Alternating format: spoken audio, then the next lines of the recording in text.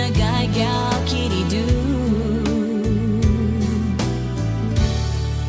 and our tag we have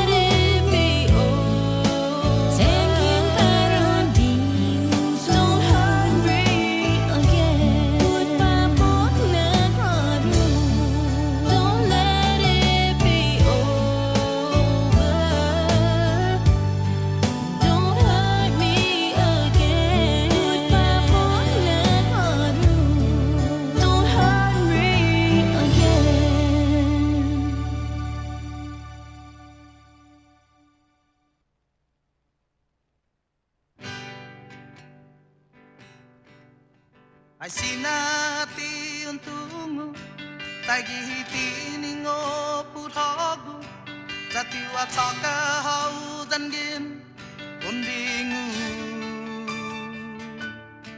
lohuli hau gipangi jahan lagu gi matamu jahapata tu maski pabeu sangan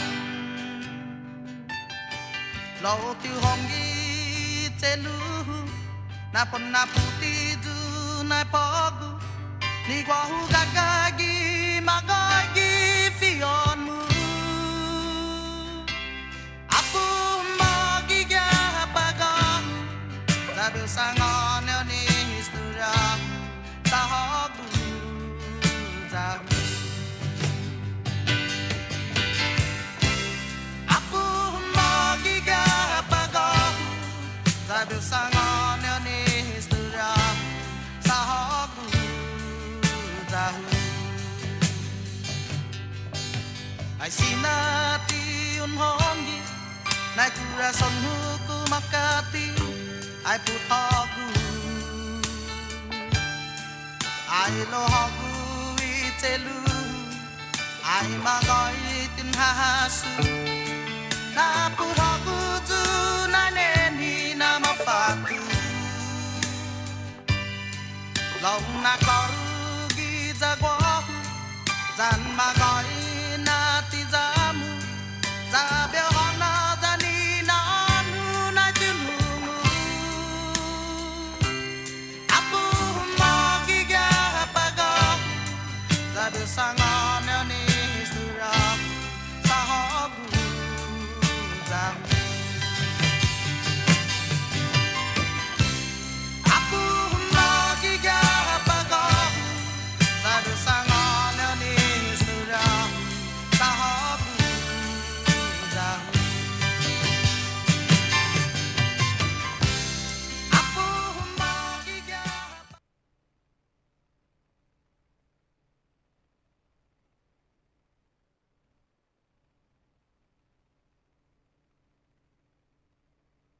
AP News. I'm Ed Donahue. President Biden says at his direction, the military supported today's defense of Israel from missile launches from Iran. And we're still assessing the impact.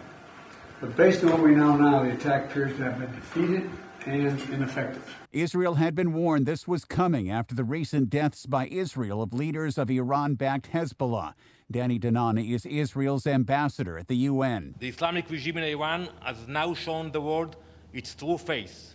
They are a terrorist state. President Biden was asked about a possible Israeli response. That's an active discussion right now. We've got to get all the data straight. We've been in constant contact with the Israeli government and our counterparts, and that remains to be seen. Israeli Prime Minister Benjamin Netanyahu says Iran made a big mistake in attacking his country and will pay for it. Moments before Iran launched the missiles, a shooting attack in Tel Aviv left 6 people dead and 2 suspects were also killed.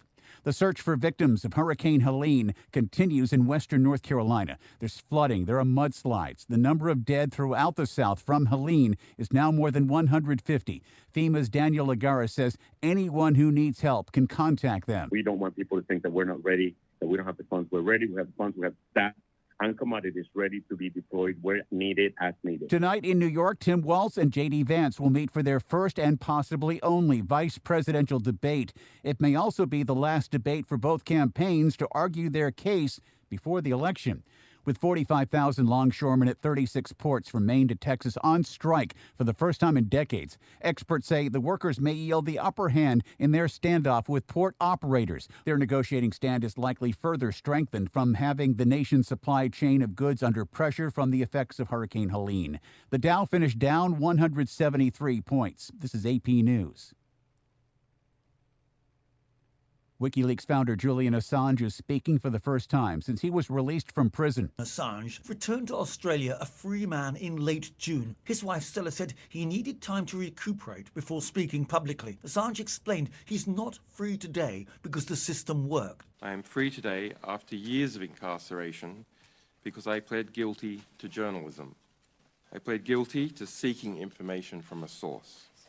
I pled guilty to obtaining information from a source.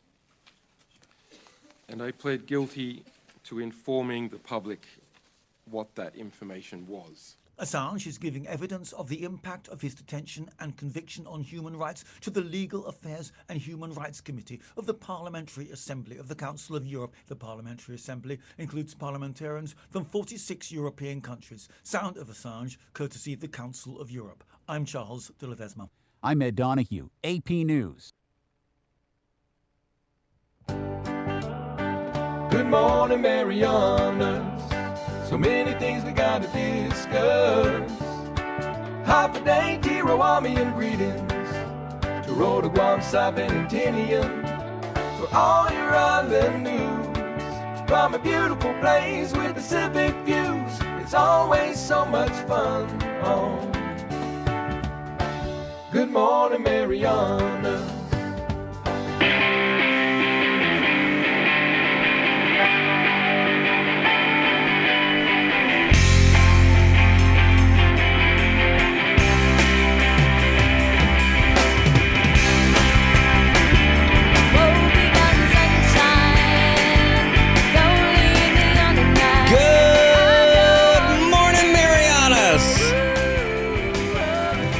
Buenos holidays on zero to your only all-digital morning show. Good morning, everybody. It is Wednesday, October 2nd. It's 7:18 in the morning, and man, it couldn't even be better outside if you designed a perfect morning. It is great. It's 84 degrees out here in Saipan. You're looking down at Beach Road. It looked a little foggy earlier. Don't worry, those weren't clouds. That's the effect of leaving the aircon all night and putting your camera outside.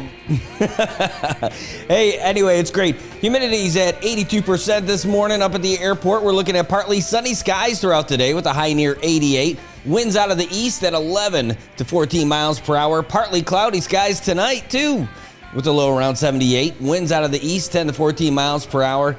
Tomorrow might look a little wet, so get ready. Tomorrow we're looking at scattered showers and thunderstorms, mostly cloudy, with a high near 88. East winds 11 miles per hour, but a 40% chance of rain. It gets even worse at night where the wind picks up a little bit and the chance of rain goes up to 60%. Yow. Well, it's midday. It's midweek. We're good to go here. Wow, it looks a little dark in here, does it? Is that better? Oh, magic. Magic. We're back here. Good morning, everybody. Hey, I'll tell you what, today's going to be a great day. If you don't have lunch plans, I know you could go to all these great places, but today is the Saipan Chamber of Commerce General Membership Meeting. It's going to be at the Crown Plaza this morning. It starts at 11:30, where you can roll in there, and some good speakers in there today, including you've got the Department of Corrections Commissioner Anthony Torres is going to be there. He's going to tell us about the new projects that they've got going on over there inside the walls of correction, and doing a good job of trying to rehabilitate the folks who have put themselves in a situation where they ended up behind bars. Well, making sure that there's a future for them when they get out of it. Also today, there's going to be Captain West from the United States Marine Corps Camp Blas. He's going to be out there talking about the Toys for Tots campaign. That's right. This is going to help get some kids some toys this year. You know it's a big deal. If you haven't been down there before, it's massive. The amount of toys that they have, the amount of volunteers that come out there for it, and the amount of joy you see on the faces of kids when they come through there with their folks and do the Toys for Tots. I love this campaign. It's one of the best things. I felt just pure joy watching the kids roll up in the cars with their folks and getting gifts handed to them based on how old they are, a boy or a girl. Just awesome. Just awesome. I mean, that's how they have the toys broken down in the line. That's right. It was just outstanding. It was just outstanding. I love it. I'm looking forward to it. And we're going to hear from Captain West to talk about that today. Captain West is no small guy, by the way. This guy he's a Marine. I'll tell you that. He used to play football at the United States Naval Academy before he ended up going to the Marine Corps when he graduated. So I'll tell you, man, he's a good guy, and hopefully if you go down there today, you get down there and you meet him and see how you can help out and be a part of the Toys for Tots campaign. Maybe you don't have anything to give. That's not going to be a problem. Maybe you want to just be a volunteer. Maybe you want to help spread the word that it's going to be happening again this year. Either way, Toys for Tots campaign, it's all around the United States and around the world, and it certainly is a great activity, a great volunteer activity for folks out here in the Commonwealth. I love it, and we'll hear more about that today. That's going to be a lot of fun. We got you all caught up already about what's happening with the Associated Press, thanks to their update on the top of the hour, every hour. Oh, my gosh. How is that frozen? I don't know what it is, but it is. Somehow it's frozen. What is it? Maybe I should let it go? Frozen? Okay, I like it. Good comment. Good comment. All right. Anyway, got a lot going on. There is a way to fix it. Look at me. See, I'm a little nerd. I'm a little tech guy. I can figure these things out. It's all right. See, look, you hear music now. Ha ha. All right. Anyway, we're back at it again today, as we are every morning. And so we'll get to some of our local headlines, talk about what's happening in our world, and do some follow-up stuff. Heard some really good stuff. You know, you guys asked me to call public lands yesterday, and I did, and found out a bunch of information. You guys were on the call with us. It was great. But had a little bit more of a conversation with some folks about it throughout the day. And the good news is, spoke with a couple of the people who just happened to be flies on the wall in a room where these conversations were happening, that there was a meeting with the governor. And the governor, while it's not been a public thing or anything yet, said, hey, that whole Marianas global thing, that's not going to happen as far as dealing out a new regulation for water sports operators to not be able to bring people back and forth to Managaha and do like water sports in between. Yeah, he said that's not going to happen. No, they're not going to pass a new regulation about that. That's not going to happen. But they are going to start trying to help out Marianas Global because they're saying that the deal that they made with them, really in the environment that they've got, just really not fair. So they're going to probably look into that. Not going to happen for a couple of weeks, as we heard from Rich Gomez yesterday on the phone. So, but it looks like there is a plan that they'll end up working on, but the plan won't include excluding local water sports operators from taking people on their little banana boats and parasails and all that in between their transfer from Saipan to Managaha and back. So good news. Not official yet, but that's the fly on the wall inside the meeting that happened with the Gov. So good news for that. We'll continue to look into stuff like that as time goes on. And yeah, hey, Eric, good morning to see you. Good to see you. Freddie, good to see you as well. Louisa, great to see you. You baseball aficionado, you. By the way, fun fact. I was talking with my wife yesterday, and they stopped by the press box that night, the championship game night, and she's like, I thought Louisa was going to be old. She's not old at all. I'm like, I never said she was old.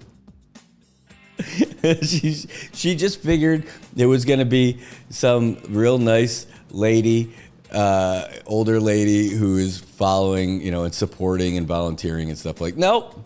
I'm like, you don't know Louisa and Chuck. You got to meet Louisa and Chuck. That's it. So anyway, just thought they would give you a little laugh. She thought that you must have to be some pleasant older lady. You're not. I'm like, she's not old. She's like, I know. Great conversations. Anyway, speaking of baseball, one of the big sponsors for baseball is Godfathers. And Godfathers, when I went there last night, Taco Tuesday, after watching my daughter kick some butt in soccer last night, and she did, and then watching, going to the gym a little bit. Oh, yeah. Which way to the gym? Went to Godfathers for Taco Tuesday, $1.50 tacos. Just awesome. But even better, aside from the stuff that you can wash the tacos down with, is just seeing everybody there. It was a big night last night. I mean, it was a Tuesday night. There were so many people there. And you know what the coolest part to me is that it's great when the tourists come in and, they're there and all that stuff. But last night was a good local night. There were so many people from here. And then people who used to live here and came back and are just visiting, all kinds of stuff, people in transit. It was really cool to see. There was a big group of folks from the hospital. I probably know like two of them. But they were having a great happy birthday kind of night over there in the big booth over there in the corner where the one closest to the band. And then just, again, tables full of local folks and a great mix of just people from all over who live here at Godfathers last night. So I had a great time, just a great time hanging out at the trying to rub elbows with the people at the VIP table over there. We got Scotty over there, but Scotty, I think we got him pretty close to wanting to play Masters baseball. He had that look like, wait. He's like, oh, I think I do it. I think he just needs a little more encouragement, but I think he wants to do it. So I saw the wheels turning. He's like, oh, I could play third base. Like, yeah, I could play second base. I could play catcher. I'm like, oh, man. Masters baseball is coming up in about a month and a half. And how cool would it be if we had Scotty Dottino playing in the league? Saw Chris Nelson out last night, too. And we're talking to him about getting out there and playing. He's thinking about it, too. I can't remember the guy. He couldn't remember the guy's name either. But there's a guy who works over at the Kensington who's a catcher and trying to get him out there to play. And I'm like, that'd be really cool, too. Get a bunch of the guys together. And it's a 40 and up league. So it should be a lot of fun. Again, a 40 and up league, Masters League. We're going to end up covering it. But it's going to be fun to cover. It's going to be fun to play. And, next thing you know, the Masters baseball is just going to be fun. I'm really looking forward to it. Wood bats, getting out there, running. I heard the base running is pretty funny sometimes. I just don't want to contribute to that. I want to help out the team I'm playing with. I don't want to really look terrible running the bases. We'll see how it works out, but we'll be there. Anyway, so last night was just a lot of fun prepping for our soccer game that we got coming up this Saturday too, or Friday for Master. And that's not even Master Soccer. It's the NMIFA MSL2 league coming up this weekend. So lots of stuff in the pipe, and seeing all those guys at Godfather's last night was great. Again, the beverages were perfect. The tacos were awesome. Like, these are not weak tacos at all. These are not like little baby-sized tacos either. These were just the right size. Plenty big. I only needed 2 of them. I mean, that's kind of crazy. I am definitely more than a 2-taco person. I only needed 2 of them last night, and it was a lot of fun. Anyway, one thing that'll be nice is when they get all those roads paved, they're moving along through Garapan pretty quick. Right now, it doesn't look all that great, but they are moving at a pretty good clip. Like, the curbs are already, getting paved and curing, and in no time, they're going to be laying down that blacktop, and it's going to be nice down there. Now, that doesn't mean it's difficult to get around in Garapan. It's just a little more tricky. And then, like for Godfathers, I actually parked right across the street from Johnny's, where they've got all those parking spaces now on the side of the road on Beach Road. So there's plenty of parking down there. It just, when that road gets fixed, it's going to be a lot better for everybody to get around down there. So go down there and check it out. It'll be fun. And you can see it today when you drive through to go to the chamber for the general membership meeting today. So it'll be great. And remember, chamber lunch is not just about what you're paying for the lunch, but it's all that networking and getting the updates from all the committees and finding out what's really happening and what's important. And the price for that, if you're a member, is $35. If you're not a member, then it's $40. I know it's an expensive lunch, but it's a good one. It's worth it. And it's going to be a really good lunch. I mean, the Crown Plaza, right? Crown Plaza. I mean, what kind of life are we living where we get to go to the Crown Plaza for like a regular lunch meeting? It's awesome. I mean, we're living our best lives out here in Saipan, for sure. All right, let's start getting to it a little bit and hitting some of our local topics that we have been, we've been following them and everything like that, but some of those things popped up. It's good to see that these some of the stuff got covered about the request for a stay of proceedings of the case against former governor in the Superior Court. So what happened was the Judge Pro Tem Arthur Barcinas disqualified the Attorney General's office from prosecuting the former governor and said that the executive branch can appoint a special prosecutor for this. Anyway, there's a lot about that. So the Attorney General's office filed an appeal with through the Supreme Court. In the meantime, they have requested through the same judge that just disqualified them, say, hey, in the meantime, we're appealing your decision, but we're requesting that we stay all proceedings, which means like put everything on hold until we get this reply back from the Supreme Court. That should be a no-brainer. It should be a no-brainer, right? Sorry about that, guys. I just went to smack one of those little black bugs, and I pressed the button. You know the black bugs that you squish, they get in your eye, it gets all red? The ones when you squish, they turn yellow.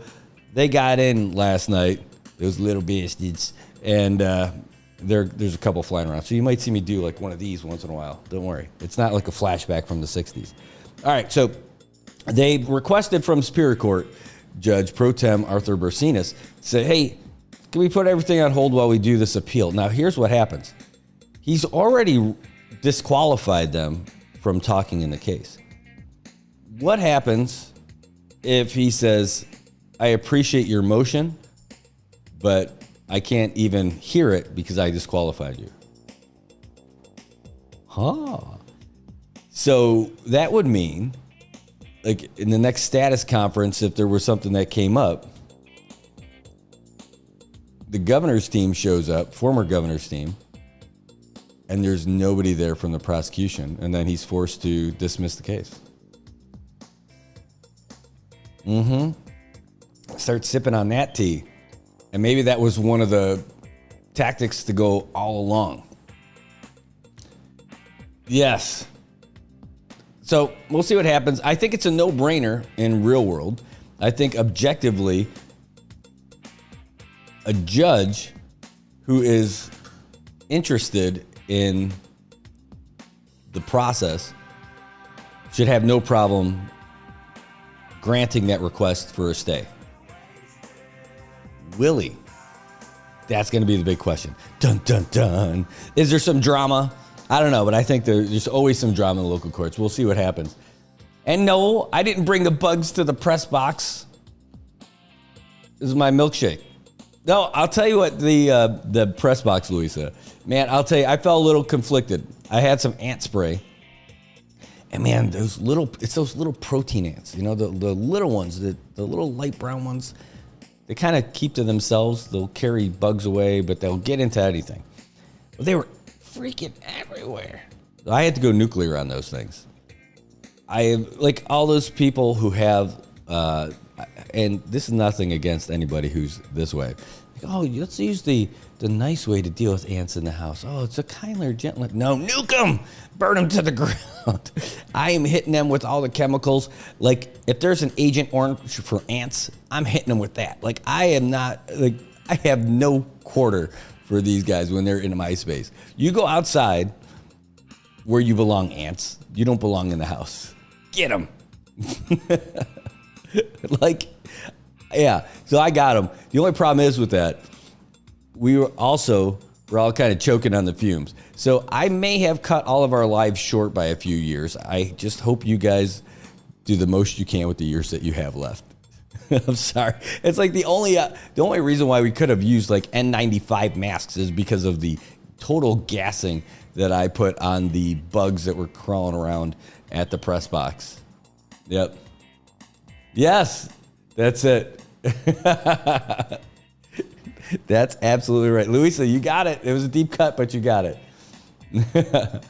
Oh, talk about, you know how cool it would be to have the Castro Boys sing that theme? You got them all together over there in Guam. See if you can't do it. That would be awesome.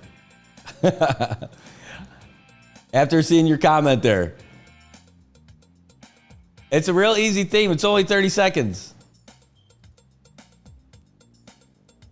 It would be awesome. I know. Not going to be easy. But it would be great. It would be really cool. Anyhow, we got a month and a half to figure out the ant deal over there in the press box. One of those things is like, maybe it's that little wall thing that we lean up against that's right behind us. The thing that makes it a little bit more difficult to get in and out from there. But more than anything, we just need to preserve the sanctity of our food area in the press box. I think that's it. That's the most important thing. Anyway, we'll move on. It's something that is definitely a little bit troubling. Getting things done in the legislature, you know, people need to do stuff. And this is one of the things that people were talking about with the budget that got passed. Again, we didn't pick through it and do all these other things, but we had a few conversations with folks who did. And all the things that were not funded in there. And so now the Legislative Bureau is going to have an uphill climb because they don't have anything in the budget. So according to Perry Tenorio, he says they've got enough for personnel and utilities. But that's about it. Maintenance? No. Cleaning? No. Technology? No. Communications? No. Professional services? No. All right. I got a plan for that. Especially for the cleaning. Because there's some folks who are there that screw up. And I'm not naming anybody or saying that there's somebody in particular. But there's people who screw up all the time. They're your new cleaning staff. I mean, how dare you? I'm telling you. It's something. So when I was at PIC and I was running the club mates, king of the clubmates as the director for the sports, entertainment, and activities. That was one of the things that if somebody would show up late, like a minor infraction, something, not like if somebody did something egregious. Good folks who just screwed up a little bit. So, all right, we're gonna bring you back to the Army days. You want ink or sweat? Ink means I got to write you up. Sweat means you got to do some work, pay a little penance. Now, I'm not going to smoke them like we did in the Army, right? So that means like get down, beat your face, do some push-ups. Oh, you're tired? All right, roll over, do flutter kicks, all that. When you're tired with the flutter kicks, okay, roll over, do push-ups. Smoke them, right? No. But we had the housekeeping team come in, and we had like a restroom inside there, and, you know, we need the common areas cleaned, and, you know, clean the floors, clean the restrooms, clean all the common areas, the windows, you name it. Like, all right, if you don't. So if you choose ink, you're getting written up. And that's how we counsel you and all that other stuff. Choose sweat. Yeah, you're going to do some cleaning. Make sure this place is great. And you don't get written up. So it's not like on your permanent record or whatever. But I'll know. So if we end up going to that, you know, we'll do that. It was great. Every single time, people would choose sweat over ink. And you know what? There weren't repeat offenders. It's a nice way, a little bit of tough love, and nobody feels terrible about it. It's not fun to clean a toilet that everybody's using. I'll tell you that. But especially if it's a good employee who just screwed up. But you got to do something about it, right? So everybody feels like they're under the same thing. So that's it. So that was it. And it worked. You could do that at the legislature.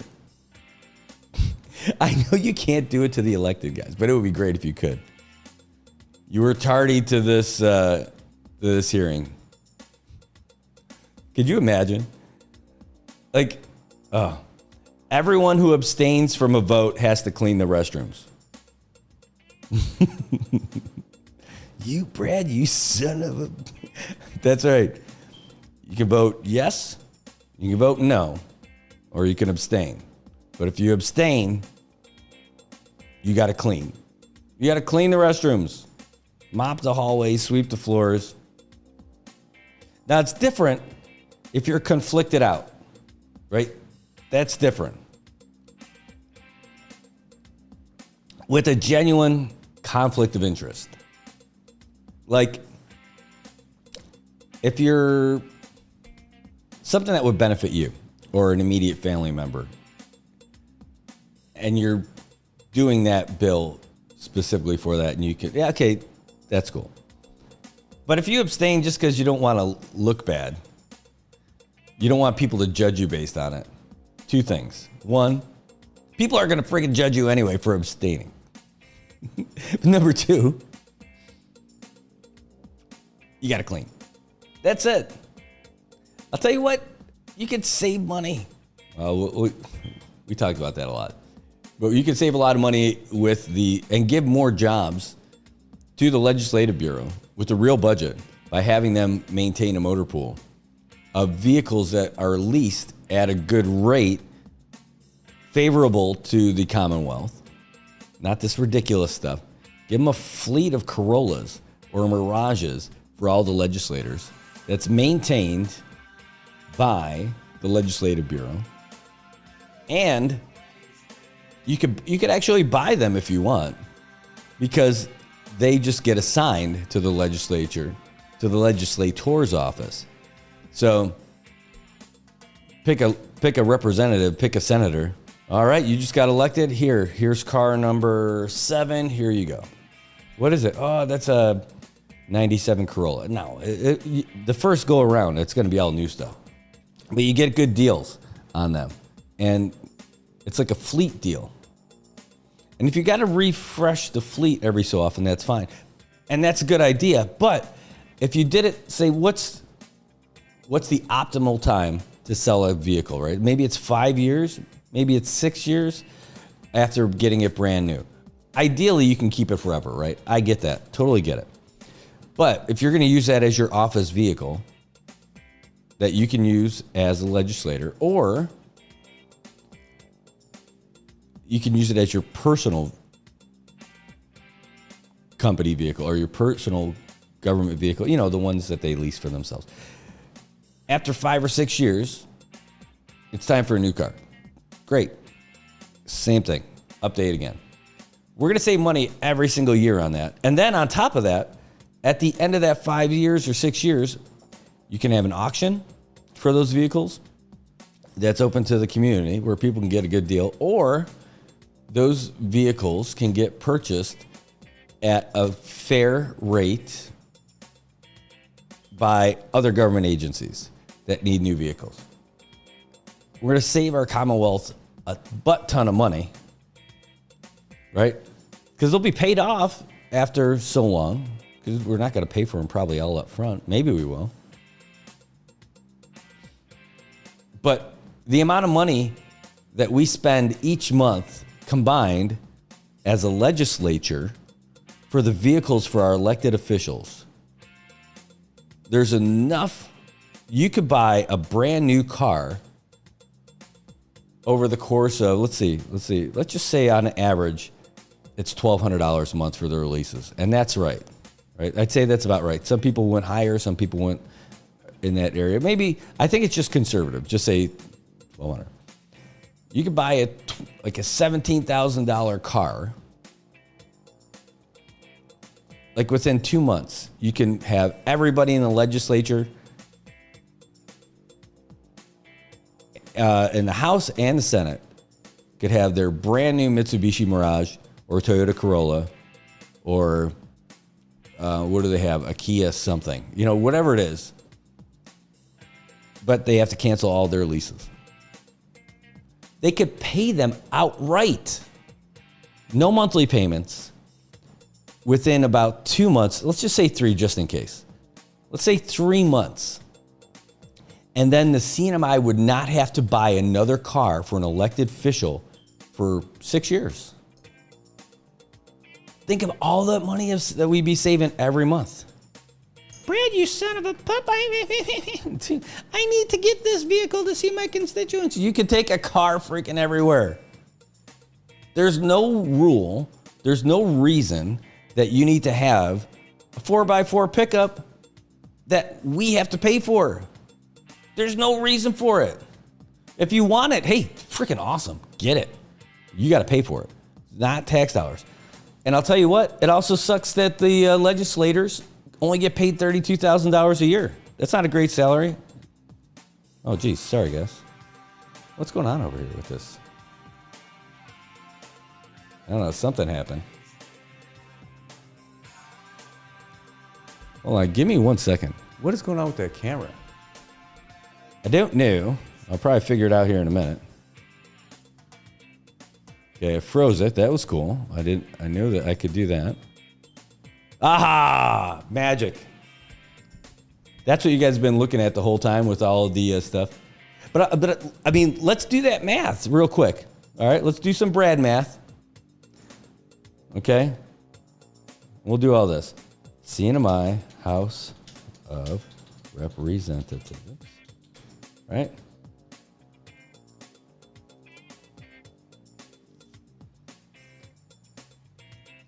Again.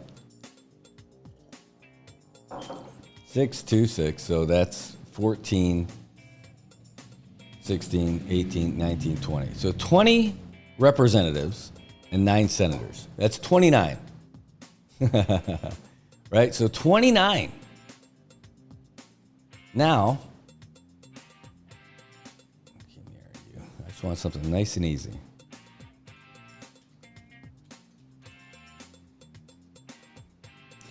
So I'm just doing some math real quick. I don't have a real calculator, so I'm going to do this. So 29. All right, there we go. Is the number lock not on there? No, we'll just do this. 29 times, let's call it 1,200 equals $34,800. Okay, so my months was off. I was thinking more annual, I think. Right? No. Yeah, okay, so $34,800. So it might take a little bit longer than I thought. Sorry, guys. I got all excited. You were all there with me, and then I screwed it up. but it's still a lot of money. All right, so let's just say $34,800. Good news is it'll be staggered, right?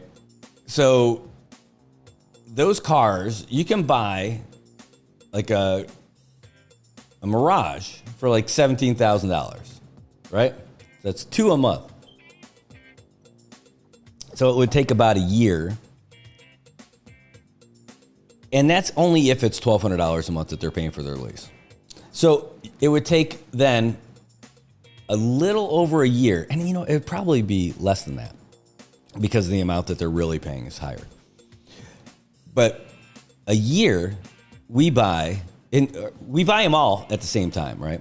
But over the course of 1 year of what they normally spend out of their office budget, we're good for 5 more years where you're not going to have to buy anything. And it's done. And at the end of 5 years, you want to keep it? Great. Or at the end of 6, that's great. Oh, no, I did it. Oh, yeah, multiply by 12. Yes, exactly, over the course of a year, right? So, but just figuring at about a little over $34,000 a month, that's 2 cars a month. So you need to get 15 months or like 14 months to get, it's probably 13 months. So it's almost like a year, plus it's going to be higher. You get the return of your investment, you get your money back in that first year, right? Then the next year, that's another $400,000 you're not spending. And the next year, it's another $400,000. So right there, you're saving the Commonwealth millions of dollars. Millions. You're going to save the Commonwealth millions again in a little bit. And here's how you do it. Because, again, at the end of, say, 5 years, call it 6, right? At the end of 6 years, you get it again. And by the way, these prices I'm telling you about are retail prices. You're going to buy these as a fleet deal, so you're going to get an even lower deal than that. You're going to get a lower price than that, right? Well, I'm with you on that. So, Freddie, I'm with you on that. That makes sense about only giving the cars to off-island representatives, senators, elected officials, right? But here's where I change that. They got to get an office vehicle too, right? They got runaround stuff that they need to do. So make it as a fleet buy. And again, that's good. If they want to do something outside of that, that's different. But all of these things need to go and meet this government threshold. I know it's not trying to get overreach in the government. I'm just trying to get some sanity back to the amount of money that we're spending every month. Because there is none. And these representatives who are only sticking around for 2 years, they're not trying to change the world, especially when they come in and they don't have any legislation ready to go. Like if they don't have a plan, they were just about getting in and then we'll figure it out. No, like those guys aren't sticking around. You got to come in with a plan, and this should be part of the plan, and then push forward so that when you start, you get your keys handed to you. Once you get inaugurated, you get your car. Your pool car from the Legislative Bureau. So now, again, if you do it every 6 years, or unless something else happens, right? If something worse happens, that's fine. But then they're going to get that money back at the Legislative Bureau. Not all of it, right? But you're going to get a percentage of that money's coming back because it's going to go to when you sell those cars again, because they're going to get sold again. So you could sell them to either the general public, you could sell them, meaning like businesses, people, and all that stuff, or other government agencies, and give the other government agencies first shot. Give the other government agencies the first shot so they can get a little price break, as opposed to like the general public. I mean, it'll go to the public after, so if they don't need it. But now we save our government even again on pushing it off to the other agencies. And then we're still helping the economy by doing a fleet deal. You've got to do an RFP based on we need X amount of vehicles. and throw some maintenance on there, right, as part of that requirement. I'm telling you, this is the best way to go. We're going to save ourselves over the course of 6 years. That's $2 million, because you still got to pay for the first year's purchase, right? All the money that would be spent in that first year. But the other 5 years, that's all money that's not being spent. I'm telling you, it's like $2 million, if not more. So we just have to have a longer term approach than I have 24 months in office. Now, who's got the sack to do something about that in office? Because all your other representatives are going to be pissed off at you. What do you mean, dude? I'm getting a sweet-ass Frontier from Joe 10. Yeah, sorry, pal. That's not your job. You buy it if you want that. You know, that's it. Again, I like the idea still, and then, but turn it around a little bit. All that savings. It would be great to give these guys a better salary. $32,000 a year is not enough money for an elected official. It's just not. It's not a good rate. Because what ends up happening, then you get that mistrust because people dip into that $5,000 monthly account thing. And then they look like crap for doing it. And that's just a big temptation just waiting there for you. Anyway, guys, that's my take on that. I would love to see that. I would love to see that. It's a no-brainer. And that would definitely help the Legislative Bureau. It creates another position for the Legislative Bureau. I told you about those bugs, right? It would be great for... Ooh, I missed it. It would be great for the CNY. It would be great for the Legislative Bureau. It would give them a real function also. Whew. Well, that's a tough one. And I know the folks over there do a good job at the Legislative Bureau. They got their own legal counsels that support the House and then for the Senate. And then folks who support the actual building itself. I don't know. But that's the first thing to do. It goes in line with the whole thing about just making better expenditures.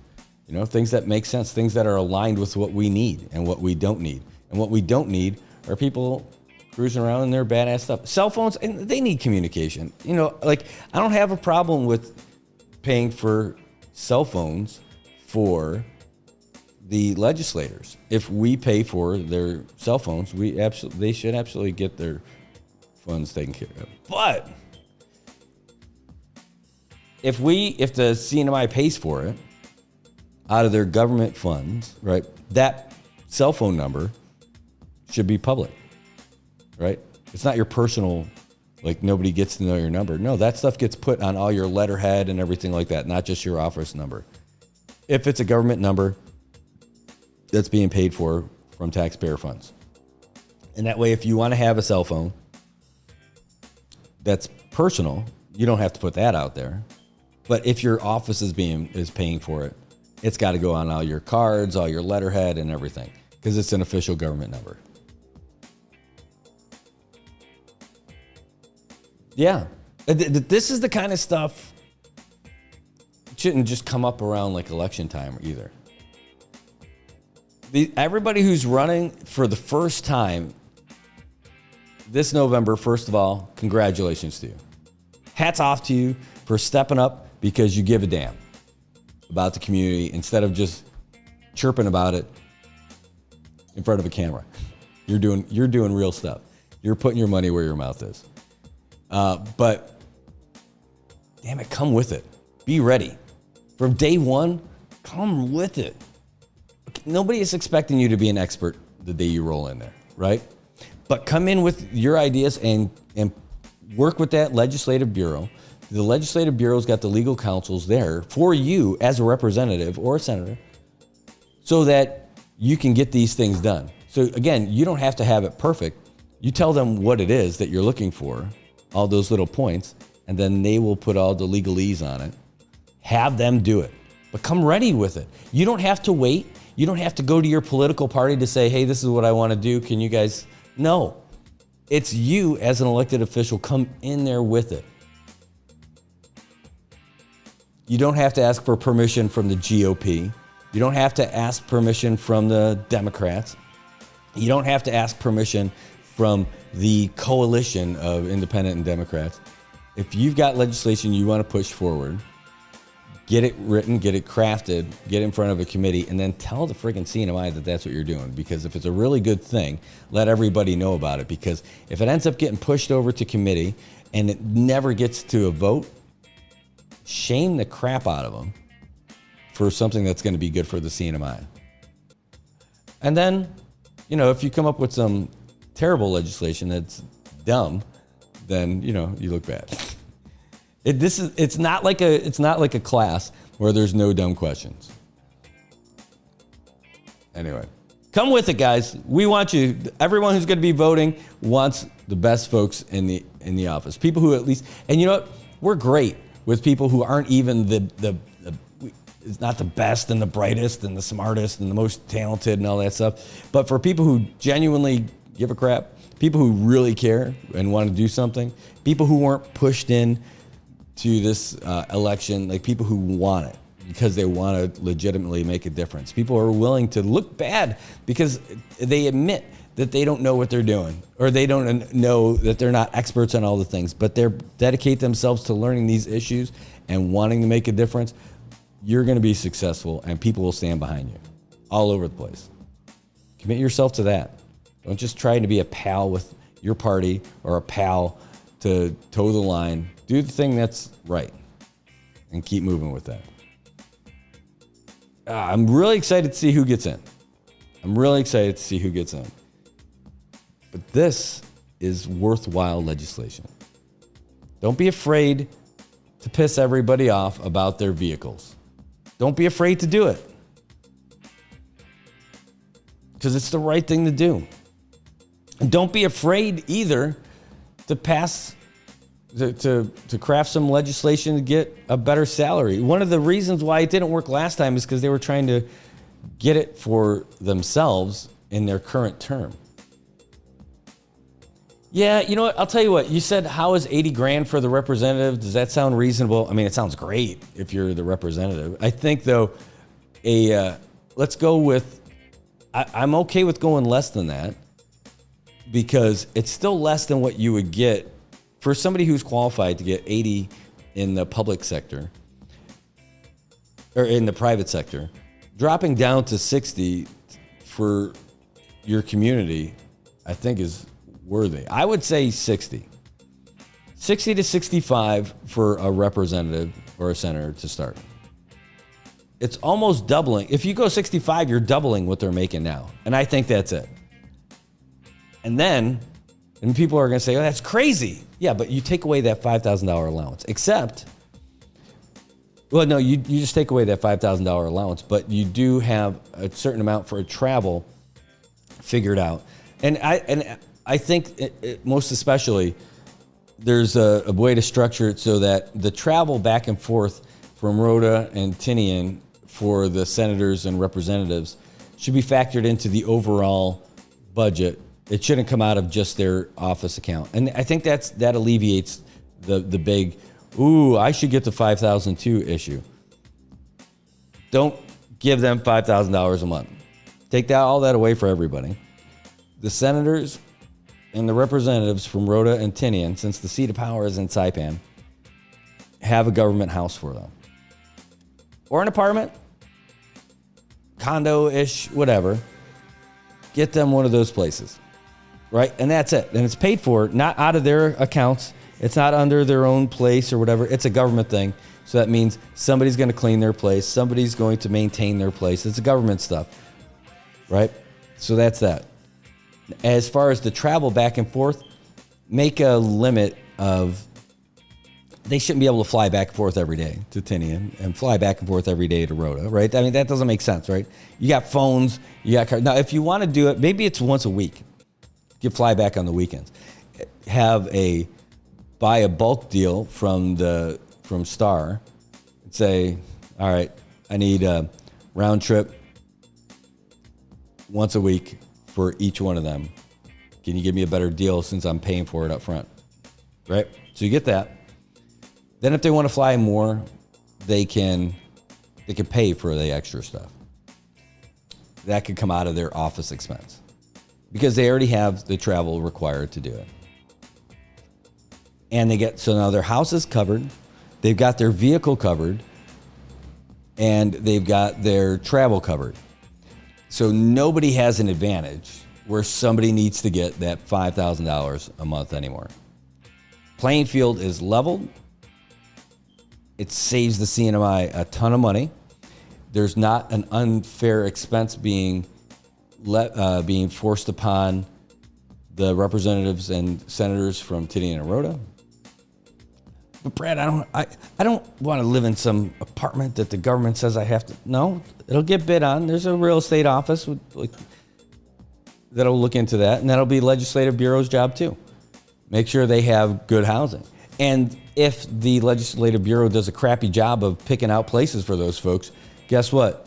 The Senate, more importantly, because they'll have more representation with this, because Rhoda and Tinian each only have one representative. But they wield a lot of power in the Senate, right? The Legislative Bureau chief will be out of there if he's not or she's not doing their job, making sure that they have adequate housing. Like, not a crappy place. Not the fanciest place, but not a crappy place. A serviceable place for them when they come here and spend most of their time here. That's it. That's how you do it. Look at me. All the answers. I am like the digital Ambrose. Because I'm giving them to you for free. I know, it's crazy. But this is just talking, and we got into all of this just by talking about the Legislative Bureau, about their lack of budget and not having personnel. Well, this will give them more of a job to do. It'll reinforce what they've got. But more importantly, the CNMI will have more money to spend on things like this.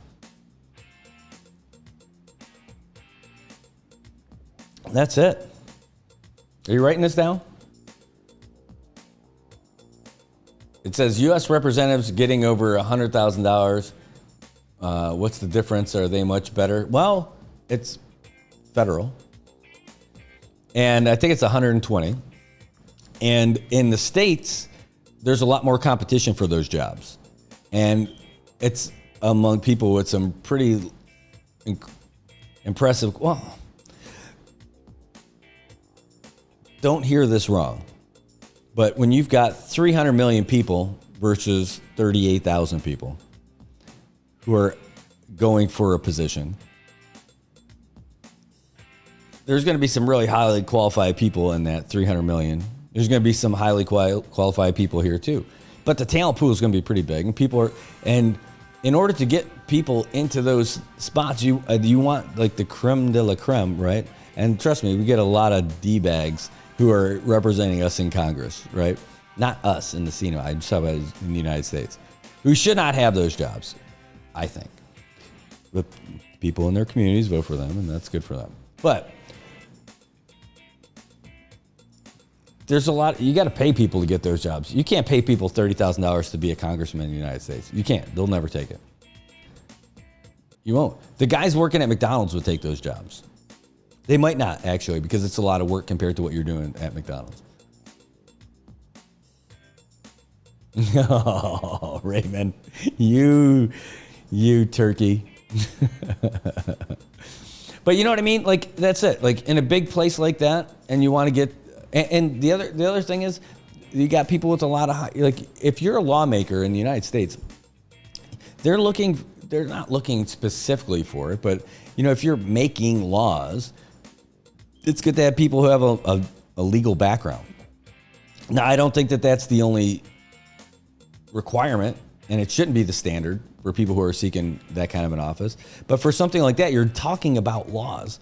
You want to have someone who's got some expertise in there. Now, that's why the House of Representatives exists too, because it's such a vast number based on the number of people that live in those states. So it is more representative of the people, the community that they're representing. So having folks who are a little more everyman-ish representing them is good too. That's why you don't have to have a law background to be here, to be one of our representatives here in the House, in our our House of Representatives or our local Senate, because you need to hear that voice from everybody else. You don't want people whose heads are so high that you can't breathe the same air as the other people who are working their butts off and not making a whole lot of money.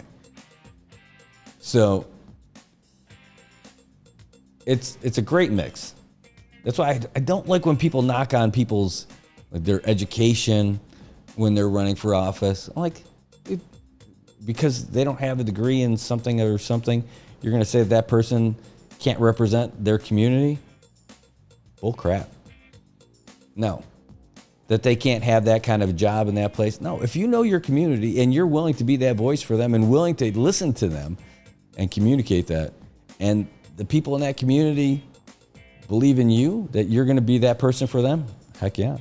Now, the best intentioned person might not have all the tools to get that job done, but that person's going to, if they're earnest about it, they're going to be able to get that some backing. And if they're not, they just need to communicate with the rest of the community and say, hey, these guys just will not play fair. I don't know. That's the PR guy in me, thinking about all that stuff. But Legislative Bureau, I know you guys do some good stuff. I don't like how heavily you're influenced by the former Senate President, Hofschneider, when it came down to trying to keep people out of the sessions. I didn't like that at all. That's not a fair statement, Brett. Yes, it is. I could walk you down that street. You guys want to say, call that unfair? I could tell you, I could walk you down that whole street. It's because they didn't want people to really talk about what was going on up there. And it was really frustrating. So much so that they even, we talked about the free speech thing with Fabian and all that stuff. I have to talk about it all day. We can really stick back to the vehicle thing. Nobody gets upset. Not the community, because you're not cutting out head count. So you're talking about alienating or taking away from 29 people badass four-wheel drives for that car. Wait, my office doesn't have it. Okay, I got it. But we're just saying you can have an office vehicle. It's going to be negotiated as a fleet deal from the Legislative Bureau. You get car 14A. There you go. Whatever it happens to be. Can I get a truck instead? All right. So we put out an RFP for baseline pickups. Baseline pickups. I need it because we do a lot of work in the community and all that other stuff, like cutting grass and all that. Okay, cool. Pickup makes more sense than a Mirage for that. Baseline, you don't need a 4x4. Badass vehicle. Well, some of our constituents live in, so I'm like, well, you can't always get all those places, but that's not your job either as a representative. That would end up being the job of Public Works or the mayor's office. Or you network with the mayor's office or with Public Works to do those kind of things. That's it. Be a real representative and advocate for your community.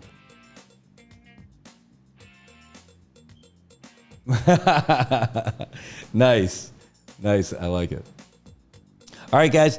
I know that I've been talking for a long time. I just took a look at the clock. And I'm like, holy smokes. All right. Well, I'll tell you what. You're talking about walking it out. Well, you can work it out if you walk it out down the CK and get down to Laddie Built 24-Hour Fitness. Ooh, look at that segue. Pretty smooth, huh? Yeah. I've been around.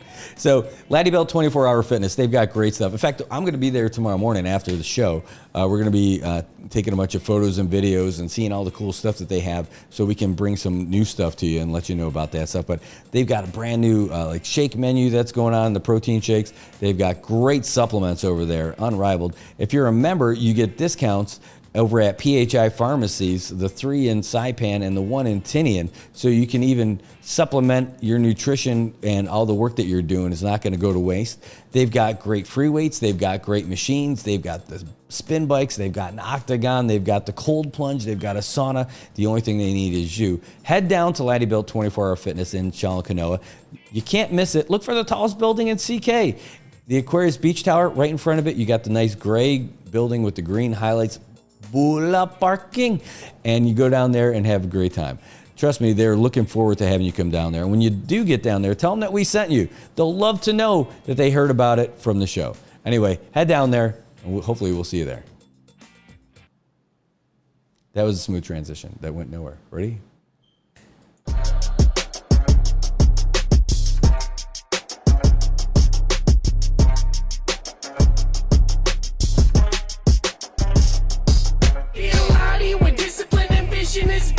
We lead by example, persistence to build. Be the inspiration, they witness approve. We do what we do by the rules in the book. Be a laddie where discipline and vision is built. We lead by example, persistence to build. Be the inspiration, they witness approve. We do what we do by the rules in the book.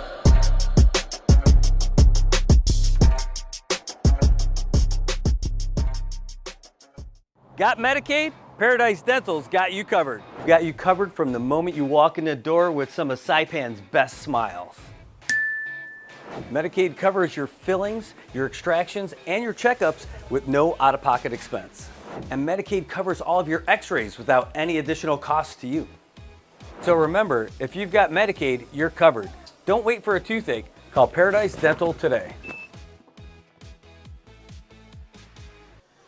Come here often. If you're a person with a disability in the CNMI, you have certain rights that protect your ability to vote. This video contains some information about your rights and some resources available to you in protecting those rights. What are some of your voting rights as a person with a disability? You have the right to vote regardless of your disability. You have the right to cast your vote privately without disclosing your vote to anyone. But you also have the right to ask for assistance as needed. Polling place workers should be ready and available to assist and accommodate your needs. CNMI law requires that you must be registered to vote in the CNMI.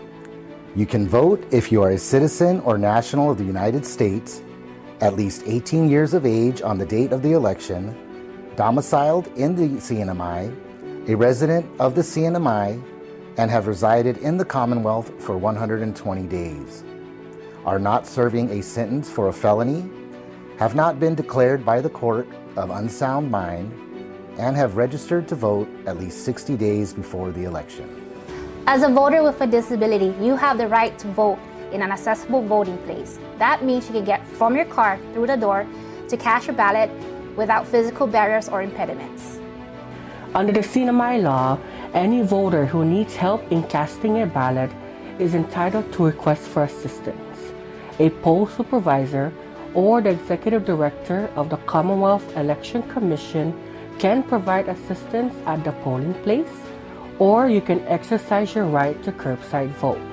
However, whether you vote at curbside or not is your choice. No poll worker can force you to vote curbside. If you are unable to mark your ballot, you may select up to 2 people to help you cast your vote, except that they cannot be your employer or your employer's agent. The Americans with Disabilities Act of 1990 requires public entities to provide progress access, reasonable modification of policy, auxiliary aids and service where necessary to afford an individual with a disability an equal opportunity to participate in and enjoy the benefits of the services, program, or activity being conducted by the public entity. Our primary goal is to have 100% participation of eligible voters in all elections, 100% polling place accessibility, and options for all voters who seek independent and private voting. If you want to know more about your voting rights, please contact the Northern Marianas Protection and Advocacy Systems Incorporated at 670-235-7273 or 74, or you can simply visit our website at www.nmpasi.org. This video was brought to you by the Administration for Community Living and does not necessarily reflect their official views.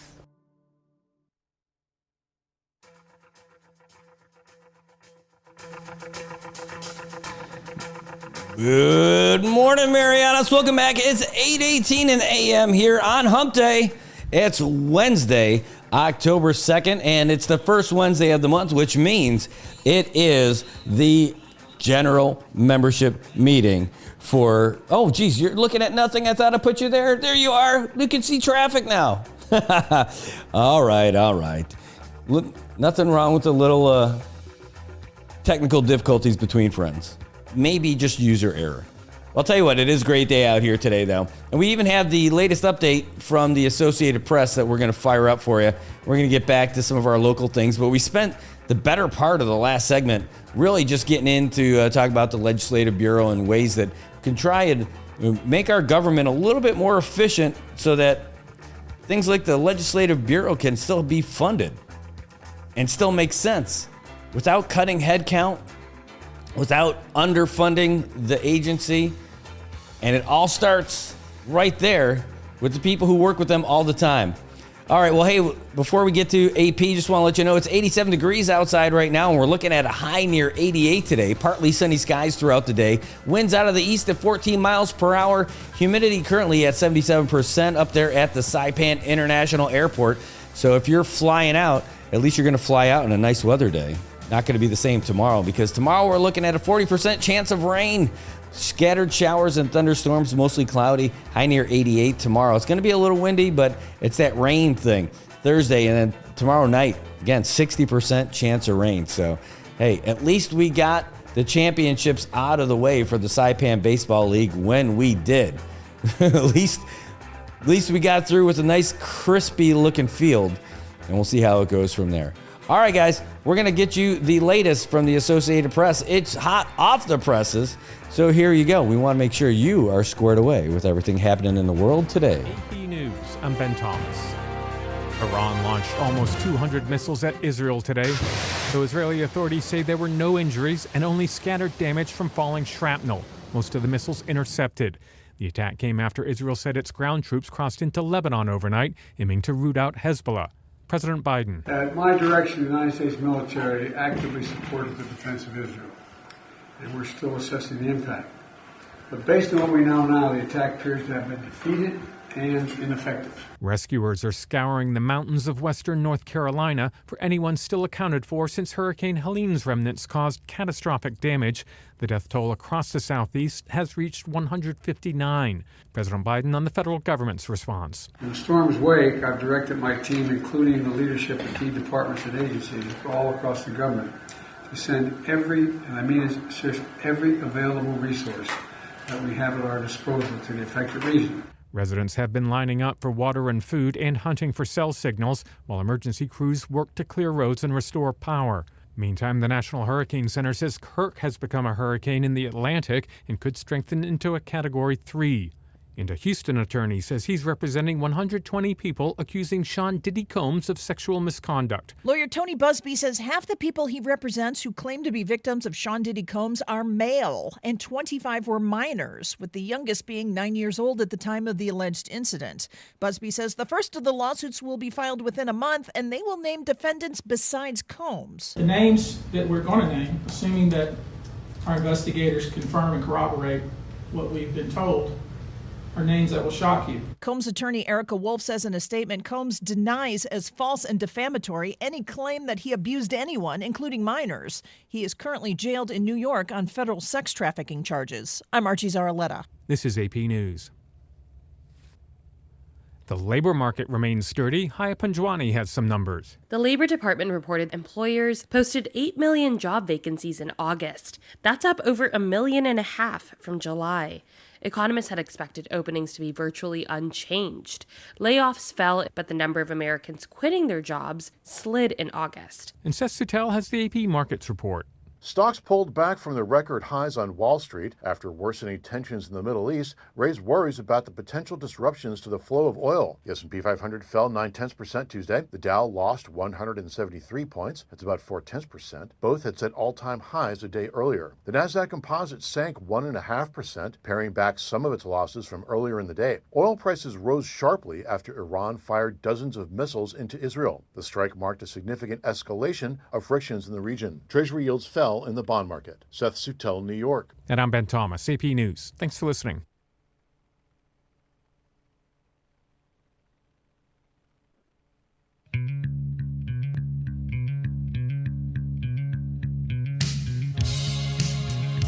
All right, welcome back, Marianas. It is 8:23. Now you're all up to date with everything that's happening in the mainland and around the world, and it's a little bit crazy out there. Good thing is, there's nothing crazy about us out here in the CNMI. We got it pretty nice and easy. It could be worse. Take a look outside, and that traffic is moving along just fine. But where it's really happening is where I'd love to be for breakfast later. I can't make it over there to Moleso, but take a look at Familian Castro out there, where we've got our meteorologist Tobot Castro, who's out there. They've been working hard on building crypts and getting the family together in the morning of their dad. And man, we miss you guys, and looking forward to when you get back here in Saipan and get together, open up a 12-ounce can of something, and hang out a little bit. But man, I'm looking at that table. I'm looking at those eggs and that rice. Oh, yeah, I'm ready. I'm ready for some of that stuff. And, oh, that looks like some nice Spam. Now, the question is, are you guys into the flavored Spam, or are you guys rocking, like, the classic or the health-conscious, like, Spam Light? I'm a big fan of just regular Spam, but that's the big one. Then the next question is, what kind of, how do you slice your Spam? I am a regular... Like, I can go for some of the thicker slices of Spam, but I'm a thin Spam slice guy because I like it crispy. Maybe a little bit, you cut it off on a little bit of a uneven part so you can have a little like juicy part of it too. But like just biting into just a big fat juicy piece of Spam, I'm not really down with it unless it's also crispy on the outside. I'm okay with burning it a little bit. I know, but yeah, we'll see. I'm already hungry for breakfast, and I'm checking out this awesome looking breakfast table outside too. It's like the best. You guys got it made. You guys got it made. You got family. You got it made out here in the CNMI. All right, welcome back. A drunk cut. I love it. I love it. All right, guys. Well, we are back, and we got done talking a whole lot about the Legislative Bureau, and it's a bigger thing because it has more to do with the overall budget and the shortcomings and things that were underfunded or unfunded this year. It's going to be a little bit of a journey, and I'll tell you what, I don't know if that's going to have impacts coming up to this election. We'll see. It's going to be a talking point for sure, especially if some functions start going away or are unable to be provided to the community. Some things are going to have to remain to be seen, and that's it. All right, let's talk a little bit about some of these other things that we've got going on in the community. You know, we mentioned that Skylar Benavente was one of the folks that the CNMI DPS was looking for. They got him, and he's going to, justice will find him. He'll have his day in court to answer the charges of receiving stolen items. That's not just him, but just saying when we put out the, he was wanted, they're looking for him, they got him, and now they're going to work on it from there. Speaking of those elections that we talked about just before that little tidbit, early voting starts October 29th. That's right. If you want to start voting, well, you got a week before the election to do it. So October 29th. The election is on November 5th. So early voting is the 29th, 30th, 31st, 1st, 2nd, 3rd, 4th of November then. So that's it. So can you vote on Halloween? I don't know. Can you vote in costume? I don't think that's probably cool. Anyway, that's it. So there's a total of 61 candidates that are going to be out there for all kinds of different positions out there. They're all looking for your vote. It's up to you to vote for who you think is going to do the best for you. Now, the thing is, don't be one of those guys who does not vote. Go out there and vote. Oh, but my voice doesn't matter. It absolutely does. It absolutely does. By the way, one of the reasons why you have to vote is to make sure that we still can vote. You know, we're at least the first real true democracy in the world where you get to vote, and it's not just your right, but it's also your responsibility. Get out there and vote for the candidate you think is going to do the best. Oh, it doesn't matter. They're all going to be the same. No, then go out there and learn about the candidates and tell them, because they're trying to be your voice in our government. They're trying to represent you in our government. Talk to them. Ask them questions. Find out if they are the person for you. Go to those pocket meetings if you can find out where they are. And it's a great thing. There's a big fundraiser I saw I just saw him this morning, though, when I woke up. I knew that it was happening. I didn't know it was happening already, so I missed. There's a big affair over at Coral Ocean Point.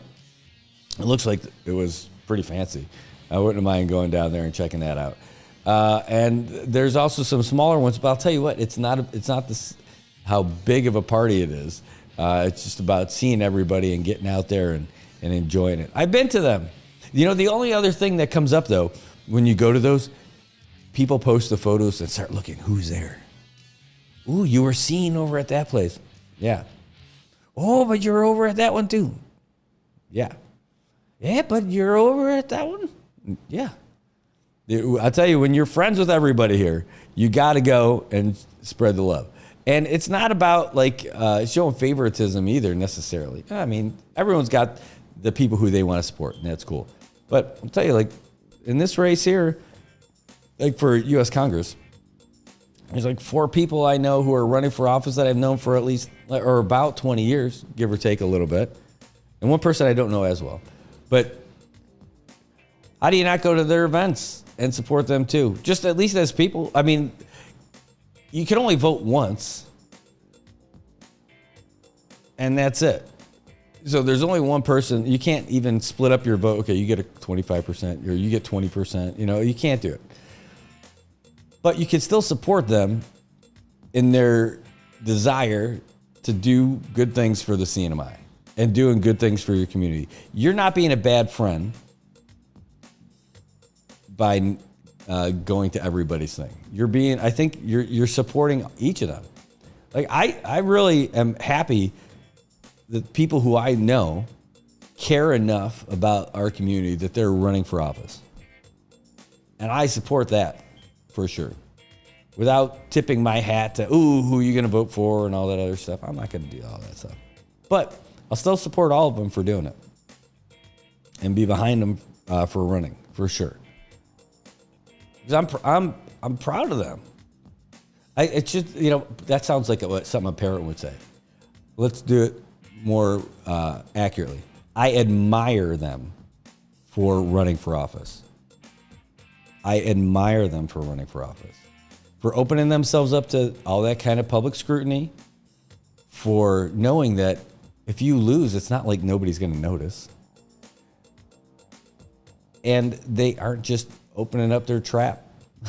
They are going out and they're all in on trying to be the person to change our Commonwealth or to have a hand in doing good things in our Commonwealth. They don't have to change it. Maybe they are just the one that wants their turn.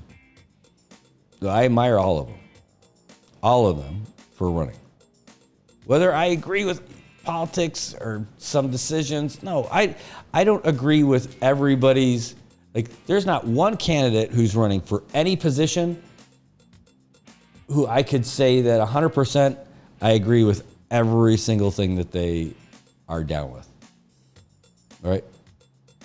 Because they're not me. You know, you don't have to agree with every single aspect of every single thing. You can't. So you pick the one that more closely aligns with what you like. There's some people I'm really close. It's pretty close. And if we're not 100%, maybe we're in the 90s. It's pretty cool. But yep, even the people who I do not agree with, or I don't agree with a lot of what they have to say, I still respect them for doing that. Tell you what, I never ran for office. And probably for good reason, because Kathy would kill me. But I love, like, it's just the stones that it takes to do something like that. You know? Here's to all of you. Yeah. The closest thing I did was running for as a board member for the chamber. And I did it because one of my friends nominated me. It's someone who I respect and I admire. Don't tell him.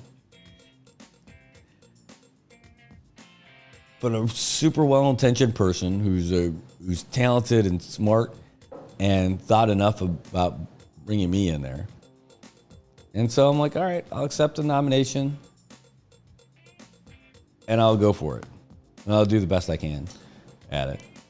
Whether or not I'm the best person for it or not, but I did it. And I was happy to do that. It was like a little popularity contest, right? It was like running for prom king or something, which I would not have won in high school. I probably wouldn't win it today either. But at least I got that thing. But that's not even a big deal. Although it would kind of suck to not win. Only depends on how much value you put on everybody else's opinion and all that other stuff. And, that it affects you. You can't say it wouldn't. But, you got to bounce back and move in another direction. You're doing it to represent other folks. And if they're saying they want someone else, it's not really saying that they don't want you. They're just like, we want that guy or that lady. All right. Anyway, 8:34. And what we were just talking about real quick was about the early voting that starts on October 29th. And you see the commercial that we run from NM Posse. That is about making sure folks who are mobility challenged, at the very least, they are guaranteed certain rights about their accessibility to the polls and the guarantee of their privacy for when they cast their ballot. And that is paramount. Now, so there's all these different early voting places, and then there's all these different actual election day polling places. And each one of those polling places, folks are afforded certain accommodations to be able to vote. So they don't have to just do curbside. They can't come out and say, sorry, we can't do it. You got to do curbside. No, everyone's able to do it. Where are all the polling places? Well, that's a great question. And here's a great answer. So Precinct 1A, we'll post this later. Precinct 1A, that's San Antonio. Hopwood Junior High, the cafeteria over there. You can park over there on the football field. Well, it says football field, but when's the last time they played a football game there? Precinct 1B1 and B2, so that's San Vicente and Dandan. That's at Dandan Middle School cafeteria. And then Precinct 1C, it's Coblerville at the cafeteria. Precinct 2, CK and Susupi, that's going to be at the Joe Tenkizu Public Library. Precinct 3, San Jose Olei area, so like where we are, Olei Elementary School cafeteria. Precinct 3B1 and B2, that's Garapan Elementary School cafeteria. The Mallards. Precinct 4A up in Tanapa, that's going to be at the Youth Center. Precinct 4B, that's San Roque Asthma Twist. That's going to be at GTC. Precinct 4C is up on Capitol Hill. That's going to be at the legislature in the House chamber. Precinct 4D, up north, that's going to be Alamagan, Pagan, Agregan. Oh. Precinct, and they send a boat up there. I've done it. It's awesome. Precinct 5, that's going to be Cagman 1 and 2. Cha-Cha, Ocean View, Middle School Cafeteria.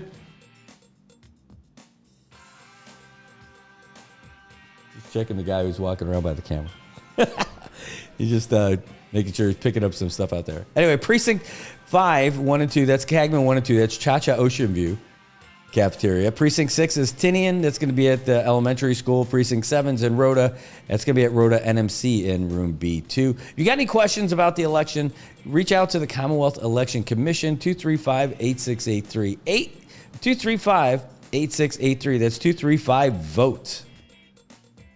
That's what's going on with our election. Again, early voting, 4 weeks away, October 29th. And you're going to be able to do it in the Northern Islands. That's going to be at the Multipurpose Center. In Rhoda, it's going to be at DPS Command Building. In Tinian, it's going to be at the Public Library. And in Saipan, it's going to be at the Multipurpose. So Saipan and Northern Islands, your early voting, October 29th through November 4th over at the Multipurpose. There you go. Now you know. Okay. I'm going to pass on that story. Tobot, he says, if that camera's on Guam, that would be gone the minute that guy walked by. Hey, man, I'll tell you, it's Saipan. It's great. I would probably do something a little differently if that was the case. I would. If I was like on one of those crack corners in, just pick a village, I won't even say it, then I would do it differently. I was thinking, Garapan, because you got some of those sketchy dudes walking around at night. I was thinking, wouldn't that be more of another village? And then I'm like, that might be too personal. So when you say Garapan, I don't think people take it to heart. But if I said another village, people might be like, mother. True. It's funny. It is funny. Okay. Man, there's some other cool things going on, but I don't have enough information about them to be able to start yammering on about all that stuff. Hey, by the way, the phone lines are open. You can give us a ring. 670-789-2323. 670-789-2323. You can even punch up some of the footage yesterday from the Commonwealth Cancer Association at the governor's office. We were there because the governor signed a proclamation with the lieutenant governor recognizing October as Breast Cancer Awareness Month. And it was great because we got invited by the Commonwealth Cancer Association to be down there. And we got some really great info. In fact, you know what? That's what I can punch up for you here. Can I just cue it up here? Yeah. No, I'll do it on a share screen. We'll do that.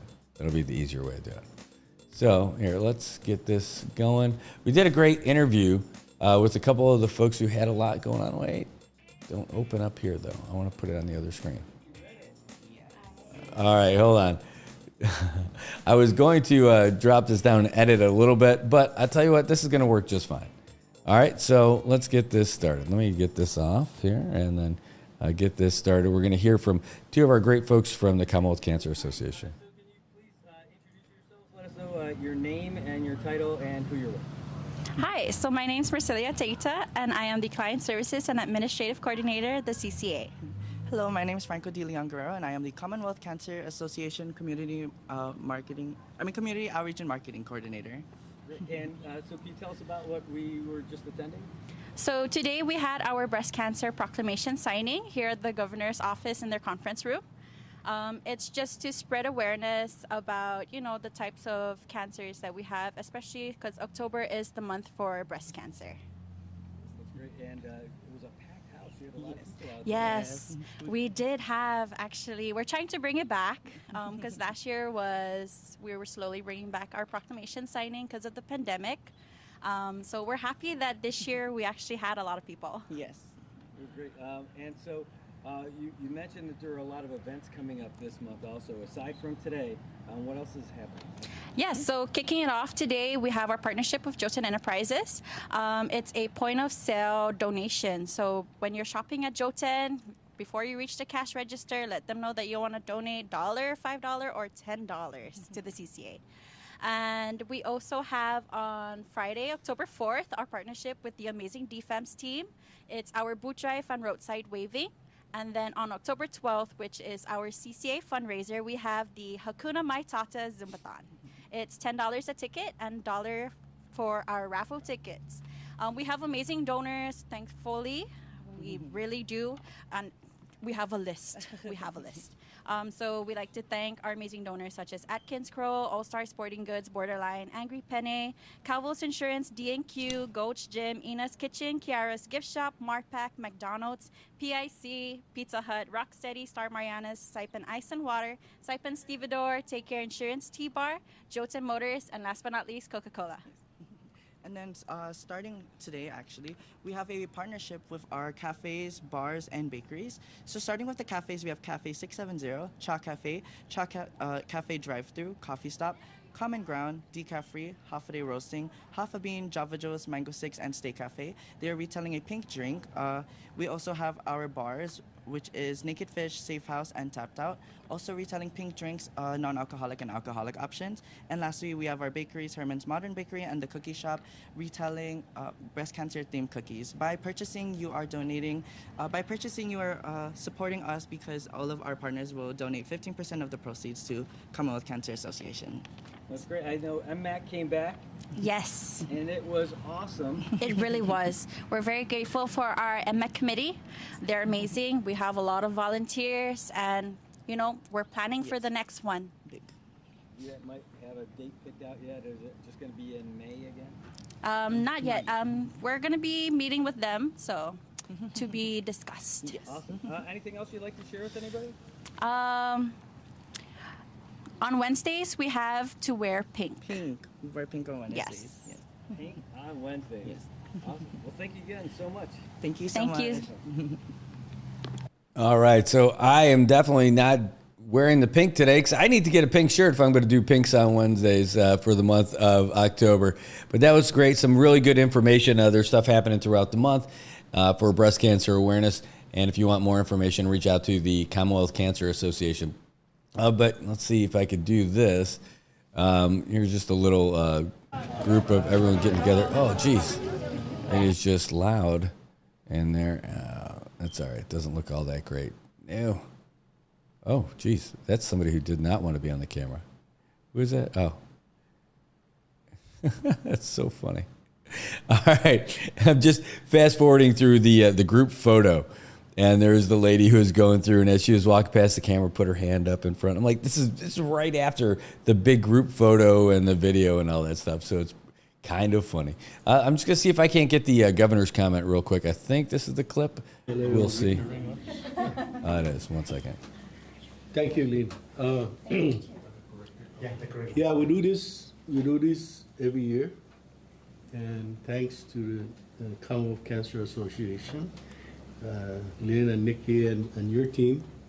Of course, the CHCC Oncology Clinic, is that what you call it? A clinic or center? Center, yeah. And CHCC and all the healthcare providers in the Commonwealth. And, this is a community, a thing that we all want to get involved in and try as much as we can to overcome. I see many members of our community from many different organizations and agencies, and obviously we see the support that comes from the community. I want to thank you for sharing your story. It's a very strong story. I didn't know you work in Marianas. I always go there. So do a lot of us. And so now when we go there, we're going to recognize you. And Summer, thank you for sharing everything. And I know that many of us, in one way or another, continue to support the Cancer Association of the Commonwealth and all its effort. And Nikki, you're absolutely right that we really need to continue with the outreach to our communities. And where's DCCA here? Is somebody here from DCCA? In Cagman community and even different parts of our community, we have all these really nice community centers.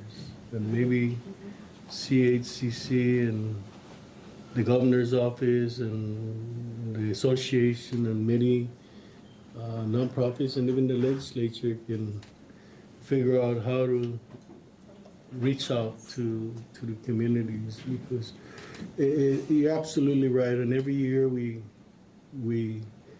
repeat the same messaging that we need to convince our people not to be afraid and not to have any reservations with getting tested and going through that process. I've had, all of us most likely have members of our families who have passed from cancers or who have gone through treatment and have recovered. And so it does work, early detection does work. Okay. Empty? Okay, thank you, Governor. This is a very important day for everybody. Cancer is something that we cannot detect just by looking at you as an individual. So I highly encourage, like the proclamation said, between the age of 40 to 70 years old, take your time and make sure you go see a doctor. Get yourself checked. Do not guess yourself. It's very important. You know, I know some people that have experienced breast cancer, and I know that have some individuals also that have left us because of that. So again, I highly encourage you to, and your family, pass it on that let's go see Dr. Brett. I've been there before. He's a very nice doctor. You know, very friendly, and I'm sure that when you get there, he'll assist you and guide you. Cancer is a very, very some kind of disease that we don't want to have. I had cancer myself. I'm a survivor. This is from Agent Orange. I lost my kidney since 1998, my right kidney. And now I have something in my lungs that's growing up, you know. So Dr. Brett wants to send me away. I said, no, I'm not going to go anywhere. I'm going to stick around here until whatever happens. I'm going to fight it off. So please, let's help each other. Go get yourself checked. Don't be afraid to go see the doctor. I don't think that you have to wait till 40 years old. You can do it as early as you can. You never know.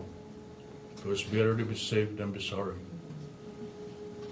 Again, thank you for excellent joining us camera this work. morning.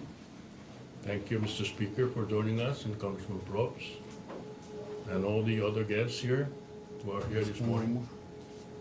Congressman Omar. Congressman Omar, you here? Congresswoman. And Congresswoman, thank you very much.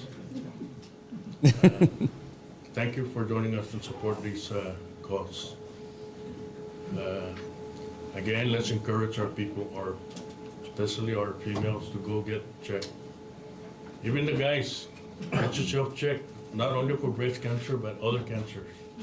You never know. Okay? So again, thank you very much, and have a good day. All right, so don't worry about some of that camera work. What the plan is to put that together. We'll have to have some shots of the other folks in there too, but I still wanted you to get the message. And before we go, I want to make sure you guys get to hear this too, because the governor alluded to this. This testimony that was given by Wendy Escota. She is hold on.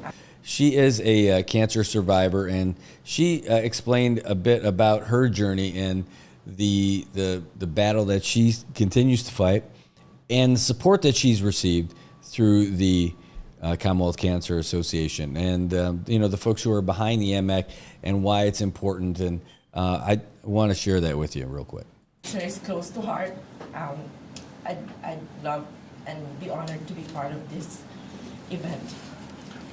Good morning, everyone. My name is Wendy Escota, and I'm a breast cancer survivor.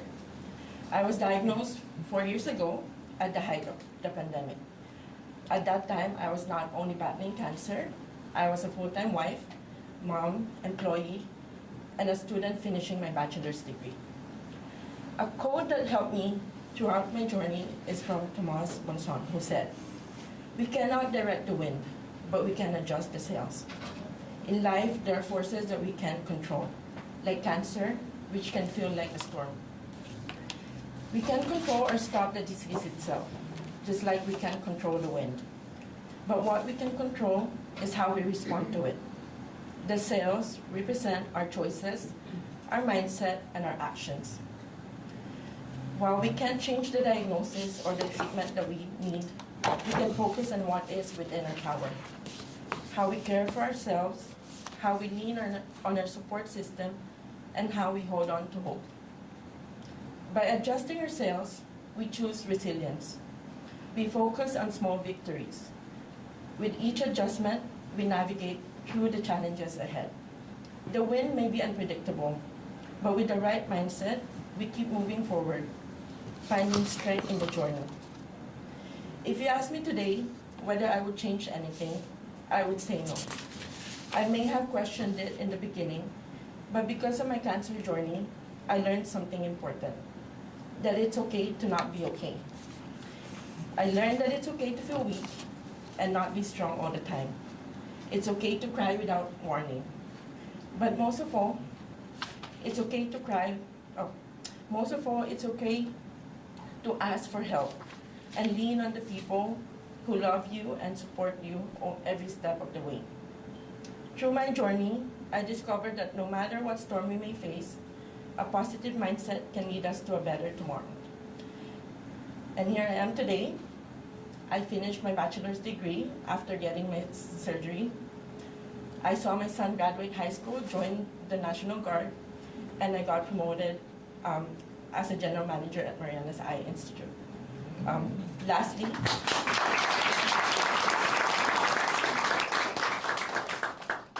I'd like to thank the CCA family, the oncology team, and everyone else who supports our fight against cancer. And of course, my own bosses who supported me throughout my journey. And even if I was doing my treatment, I had to step and go off island for surgery. They never doubted that I could get through this journey. And thank you to everybody here for all your support, and we hope that we can continue to advocate for breast cancer. Thank you. Oh, it's just moving stuff. Moving stuff. Everybody's touched by cancer out here in the CNMI, especially because we're such a small community. But you know somebody in your family, you know one of your friends, you know somebody who's got that struggle and going through it. You've had to support them. They've supported you because our community is so close. And hearing that stuff from people that you see all the time, you know, that you see in the community, it's powerful stuff to really hear it, and it really sets you straight that it's not just some annual activity. Oh, it's pink time. No. You got to realize again why you're doing it and why we do that together, and why it came up in the first place, and why it's important to talk about it so people don't feel ashamed or feel any kind of stigma or whatever. And then there's a lot of strength that's built up for the folks by being able to share that and having other folks come in and help them as well. And it's just freaking wonderful for folks who are dealing with that to know that that kind of a support network exists in our community, anywhere. But here, it's a great thing. And I'll tell you what, if you go to the MMAC and you don't get choked up when the survivors do their lap around, oh my gosh, oof. Chills, man, thinking about it. I mean, you get the lump in your throat just thinking about everything they went through. Think about the people who didn't make it, but then thinking about the folks who did and seeing them walk around and seeing their grins, their big smiles. And you see them get choked up too. Knowing that all those people who are there are supporting them. It's awesome. Something special about our community. We have a really great community. You're a tough guy, Brad. What the heck are you doing? All right, guys. It's 8:57. I'll tell you what we'll end up doing. We're going to wrap things up here in a little bit, and I'll send you away with the latest sports update that we have from the Associated Press. And again, go out there. Wednesdays are pink days. I need to go out and get a pink shirt. I'll try to get one before the chamber meeting today. I'll see if I can't head down to I Love Saipan has a lot of good island-style shirts. Go see if they've got a pink version of one of those so I can bust it out today. And hopefully you guys will too. Just to show a little bit of extra support and get that stuff out there. Plus, who doesn't need a pink shirt? Everyone needs to get one. So Wednesdays, pink days. All right. Well, it's the least we could do to help support folks who are fighting. I'll talk about my dad's stuff another time. You guys have a great day. Let's get the latest from Associated Press. Love you guys. Thanks for tuning in, and we'll see you guys again tomorrow morning, 7 o'clock. Good morning, Marianas. And shout out to all you guys watching there in Guam at that picnic table. Wish I could be there with you. Have a great day.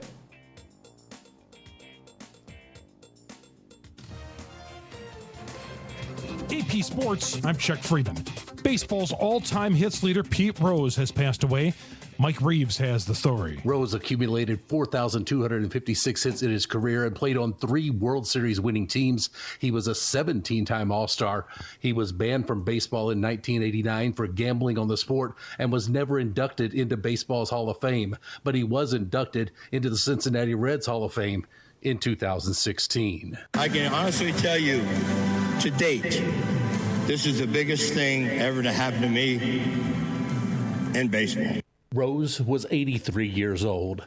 Basketball Hall of Famer Dikembe Mutombo, one of the best defensive players in NBA history and a longtime global ambassador for the game, passed away from brain cancer. He was 58. Baseball playoffs, you don't see this happen often. The Atlanta Braves and New York Mets had champagne celebrations after clinching NL wildcard spots by splitting their doubleheader.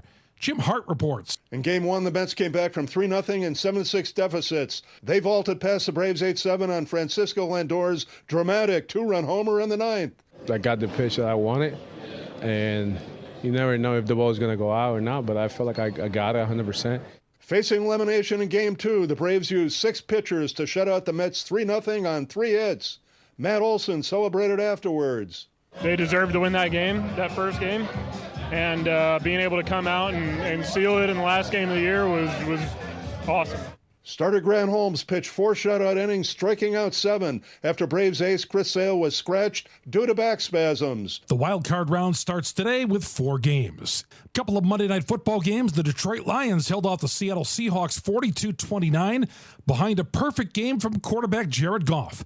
Denny Kapp reports. Goff completed all 18 passes he threw, finishing with a passer rating of 155.8 and caught a touchdown toss from Amon-Ra St. Brown to help the Lions win back-to-back games and improve to 3-1. So I was just trying to make the right play on every snap. It wasn't like we were throwing it way down the field, or, I was just able to find the open guy. I had a few checkdowns that popped for some big gains. Lions running back Jahmyr Gibbs ran in a pair of touchdowns, and David Montgomery ran in another.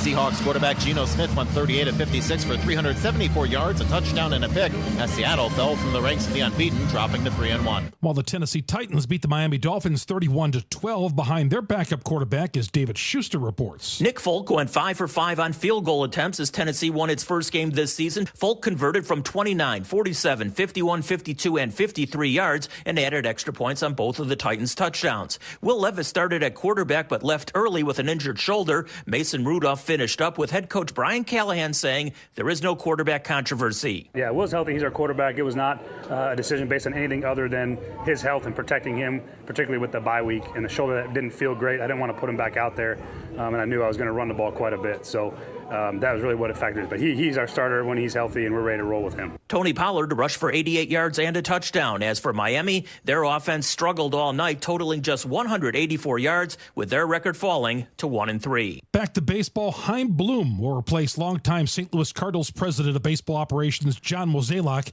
after the 2025 season. While in San Francisco, the Giants have tabbed one of the franchise icons to head up their baseball ops department.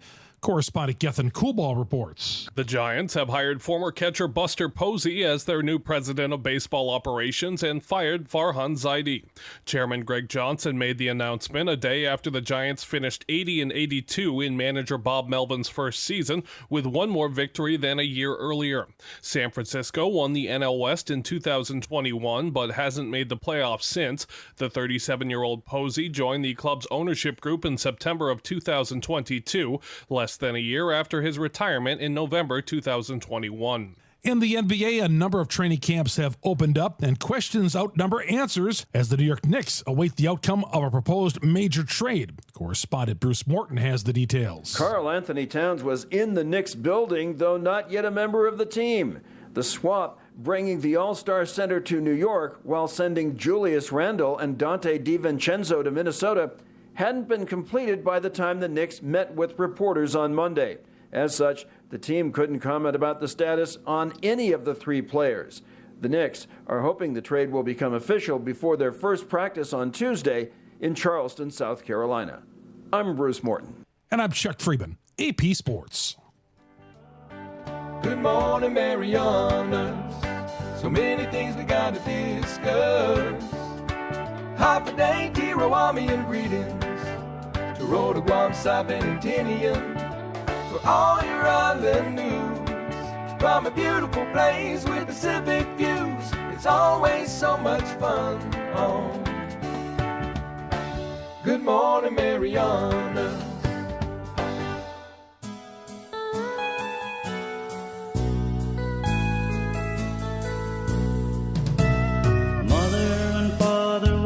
So hard to keep our family strong.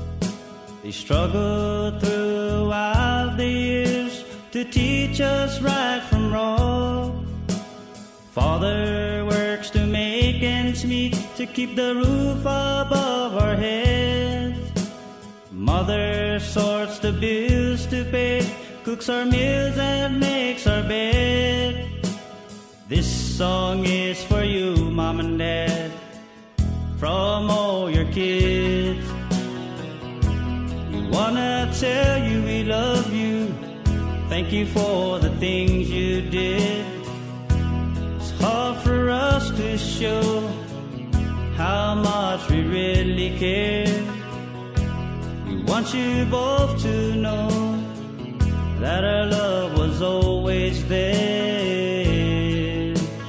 This song is for you, Mom and Dad. Nanan tata masapit viduram tinli nala mami afanog biham ni maulik zai rispetu mas kumbeni si tata matsoto si nana hamu matendi megay na manelo lo todo haman maasisti konta nanan tata para hamju malago ham nang tingo ingwai za hamju sincero na I ham todo ina sinan mijo si dos ma osi nagade si todo bidan mijo konta nanan tata para hamju.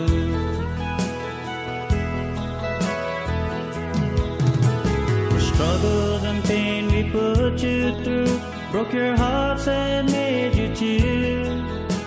We caused some stress and sleepless nights throughout our younger years.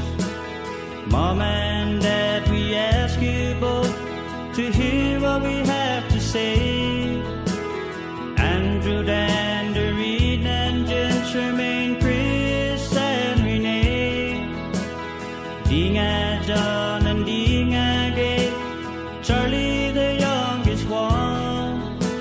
We love you both with all our hearts, though we might not say it loud. We want you to be happy, and we wanna make you proud. This song is for you, Mom and Dad, from all your kids. We wanna tell you we love you. Thank you for the things you did. It's hard for us to show how much we really care. We want you both to know that our love was always there.